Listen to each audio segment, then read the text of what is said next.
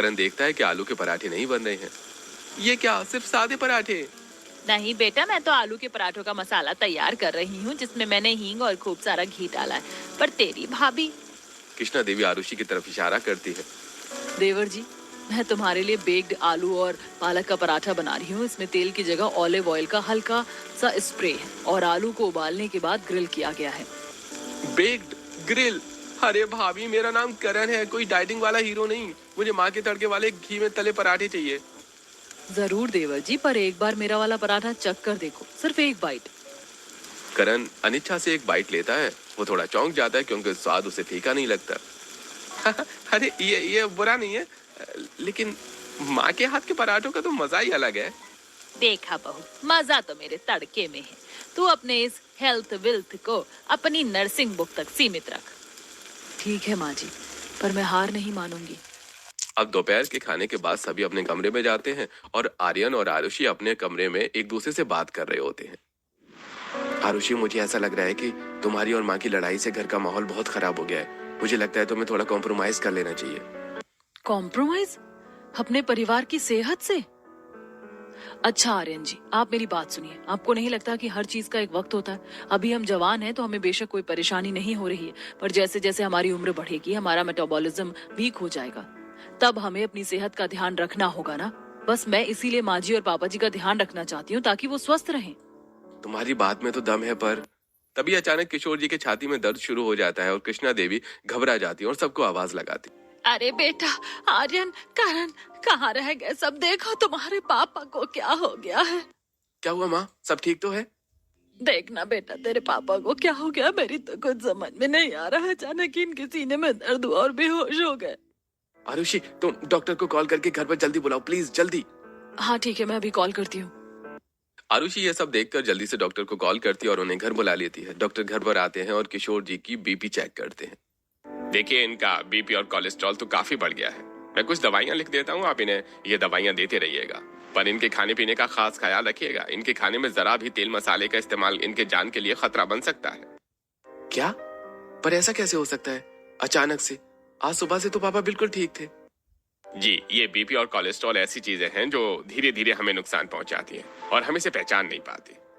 ठीक है डॉक्टर, हम ध्यान रखेंगे। डॉक्टर इतना कहते ही हैं कि वहां से चले जाते हैं। तभी कृष्णा देवी गुस्से में बोलती है।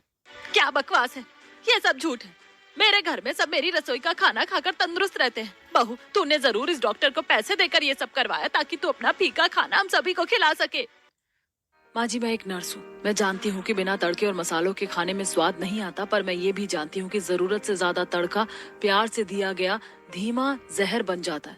पापा जी ने आपसे डर के मारे कभी नहीं बताया, पर वो पिछले 6 महीने से ब्लड प्रेशर की दवाई ले रहे हैं ताकि वो आपका बनाया हुआ जायकादार खाना खा सके और आपको नाराज ना करें।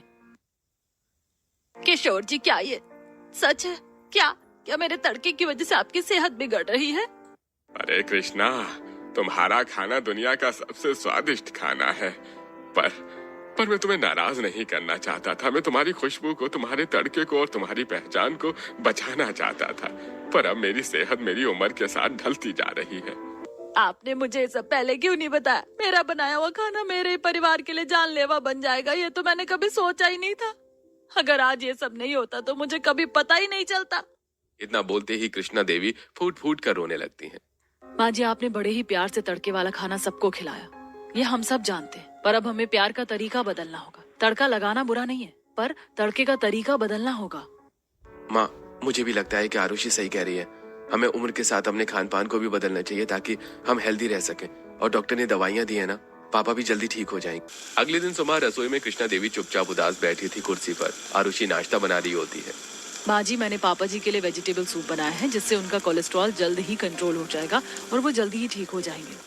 बहू, ये सारी बातें मेरी समझ में तो नहीं आती। तुम्हें जैसा ठीक लगे, मुझे उससे कोई आपत्ति नहीं है।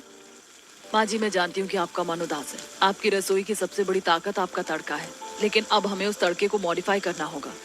मैं आपको सिखाऊंगी कि कैसे तेल की जगह पानी या वेजिटेबल स्टॉक का इस्तेमाल करके मसालों को भूना जाता है ताकि खुशबू और जायका बरकरार रहे पर फैट कम हो जाए। बहू, तेल की जगह पानी का तड़का, पर ये कैसे मुमकिन है? ये सब मुमकिन है माँ जी, स्मार्ट कुकिंग की मदद से। आप जबरदस्त स्वाद की क्वीन है माँ जी। बस हमें फैट को फ्लेवर से रिप्लेस करना है, जिससे जायका भी रहेगा और स्वाद भी। ठीक है बहू, हाथ से तुम्हारी रसोई और मेरी पाक कला मिलकर काम करेंगे। ला, आज दाल में भाप वाला तड़का लगाते हैं। हाँ माँ जी, बिल्कुल, मैं आपको सिखाती हूँ। आरुषि हंसती है। वो कृष्णा देवी को सॉटिंग और रोस्टिंग की तकनीक बताती है, जिससे बिना ज्यादा तेल के भी सारे जबरदस्त खुशबू देते हैं मसाले। कुछ हफ्तों बाद सभी लोग डाइनिंग टेबल पर बैठते हैं और आरुषि और कृष्णा देवी मिलकर खाना